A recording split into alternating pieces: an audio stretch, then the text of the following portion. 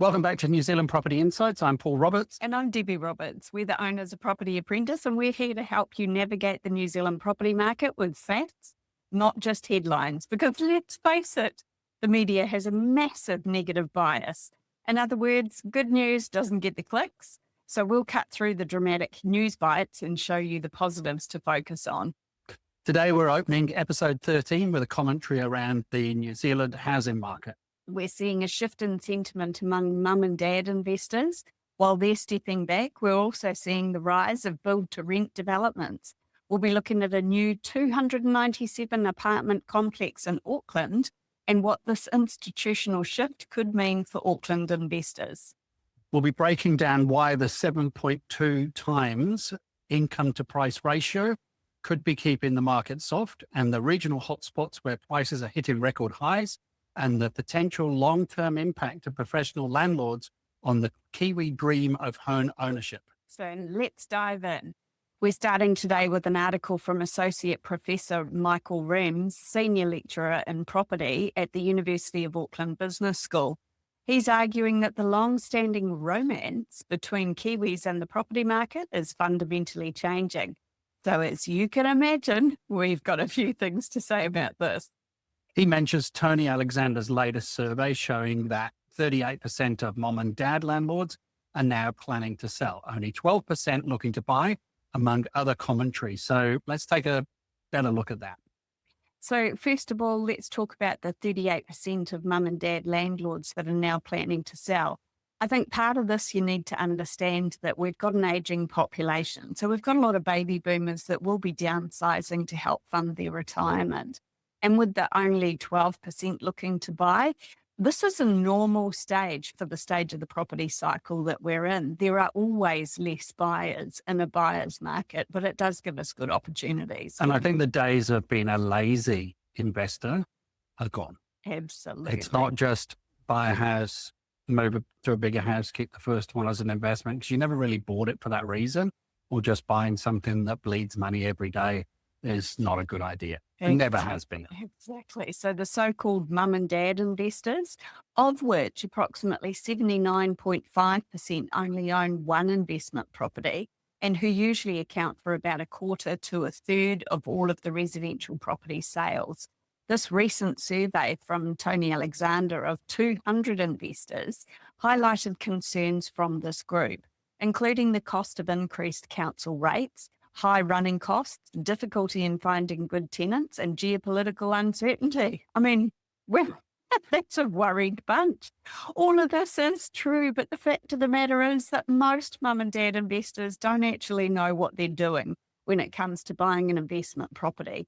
They buy it the same way that they approached buying a home, using emotion instead of focusing on the numbers. But this time, they're not going to be the one living in it.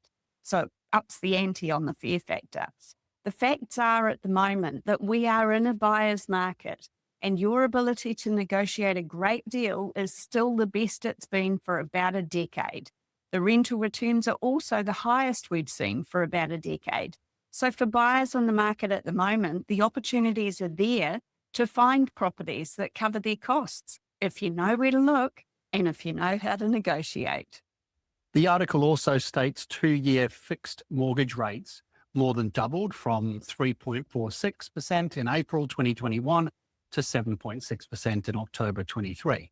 Right now, they're sitting closer to the mid-5 range, easing from their peak, but still well above recent lows, with risks of further hikes moving forward. But we sort of expect that anyway. In reality, we shouldn't be comparing interest rates with what we saw in a 1 in 100 year event like COVID, when we had a global pandemic, where interest rates were slashed historic low levels to prevent economic meltdowns around the world. That was expected. So in reality, the current interest rates are all still below the long-term average. Of course, we are likely to see some rate increases, but at the moment, interest rates are cheap. Then the article refers to purchasing power being capped by the Reserve Bank's debt-to-income limits, or DTI restrictions. That's 6 times your gross annual income for owner-occupiers and 7 times your gross annual income for investors. But is it really that much of a problem? Again, no. New builds are exempt from the DTI limits, and banks have also got some capacity to lend above the DTI limits each and every month, even for existing properties. He mentions how nationally house prices still sit around 7.2 times the median income. In hotspots like Queenstown Lakes, those ratios remain in the double digits, of course. Although on the surface, this might sound shockingly high, but in complete contradiction to this, the most recent housing affordability shows that New Zealand property is the most affordable it has been in a decade. And those median values in New Zealand are about 30% less than Australia. Go to Australia and try and buy. Obviously, there will always be parts of New Zealand that are less affordable than others. But at the moment, statistics are actually looking very good by far the majority of the country. The article states that without capital gains, rental property can be a poor investment, given the risks involved. We would argue that anyone who invests in property looking for short-term capital gains is entirely missing the point. Property investing is a long-term strategy to create wealth. Property values do increase over time, as does market rent. But if you don't know what you're doing, the risks can be considerably higher than if you actually learn how to do it properly. And credit to your financial position, not somebody that's trying to sell you something. So segment 2, high sales volumes meets sustainable stability. For our second segment, we're looking at the latest report from realestate.co.nz, where we are seeing sales volumes hit levels we haven't seen since the peak of 2021. Yet prices are staying remarkably stable. This, I think, is actually a feel-good news article for a change. Basically, the property market currently has a very different feel to where things were at the peak of the boom in 2021. Sarah Wood, the CEO of realestate.co.nz, is calling this a more sustainable and measured dynamic where the market has found a good balance. So let's have a look at some of the facts. March saw 7,853 properties sold. That's the highest monthly volume since November 2021. The national average asking price rose 2.2 year on year to $869,023. Prices have hovered in a stable band between $840,000 and $890,000 for more than 3 years. Total inquiries on realestate.co.nz are up by 14% year on year, showing clear intent from buyers. And while the main centre prices remain relatively flat, Southland jumped 17.9% and the West Coast surged 22.1% year on year. Marlborough was the only region to see double-digit decline, with asking prices dropping 10.1% to around $707,000. So often sales volumes triggers that FOMO alarm, but this data shows that even with more people buying, there's enough stock to keep the lid on prices. Exactly. It's what we call a Goldilocks market. Not too hot, not too cold. Just right. Yeah. There's no need for panic buying, and we're still firmly in a buyer's market. However, we do need to point out that at some point in the market, it will move. At the moment, we're seeing an increase in listings but the increase with buyers, we're likely to see a tipping point where competition from other buyers push prices up. And it's definitely something that I'm expecting. My suggestion is that if you should make the most of the current market conditions while they're still here. Absolutely. Don't sit on the sidelines waiting for everyone else to decide it's a good time to buy. Get in early, but make sure that you're making smarter decisions about what to buy. Not every property makes a good investment property. Segment 3 for this episode, Build to Rent, the new frontier of New Zealand housing. Today, we're looking at a new complex of 297 apartments, one of the country's largest, which has just been developed in Mount Wellington in Auckland. This is the build to rent model, the BTR, which originally came about as an exclusion to the removal of interest deductibility. To qualify, it had to be 20 or more dwellings on a single block or adjacent blocks held in one or more titles owned by the same person or entity. And tenants had to be offered 10-year tenancies. Instead of selling apartments to individual buyers, some developers like Simplicity are building them specifically to hold long-term rent. It's a model that some economists say is taking off because developers, it's more of a reliable income stream than selling in a soft market. But it is also quite expensive. So renting for 10 years at a higher cost than what you could rent something down the road, to me, seems like you're always going to be there if that's what you do. Because a lot of the ones that we've seen coming on the market do seem to be pretty expensive compared to other rental properties. But let's have a look at the facts. A 297 unit complex in Mount Wellington, Simplicity now owns 507 rental apartments with another 1,200 under construction and a long-term goal of 10,000 homes. Sam Stubbs noted that by buying the land and building themselves, Simplicity captures significant development profit.